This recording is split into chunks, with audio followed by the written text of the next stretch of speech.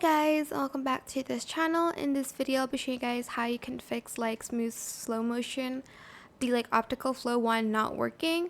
So for instance, you have like a video here that you want to make it slow motion, and then go to speed here and adjust the duration. First of all, you do need Pro for this. So if you don't have Pro and you're trying to export it and it doesn't work, then you could join Pro if you want to.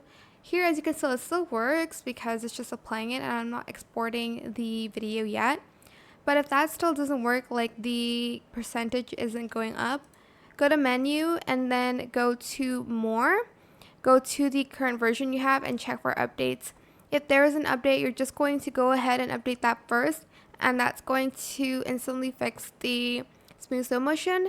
Because I mean I've tried it before that the optical flow wasn't working. I don't know if that made sense. So I tried it before because my optical flow was not working, so I had to do that, and it worked after I updated the app.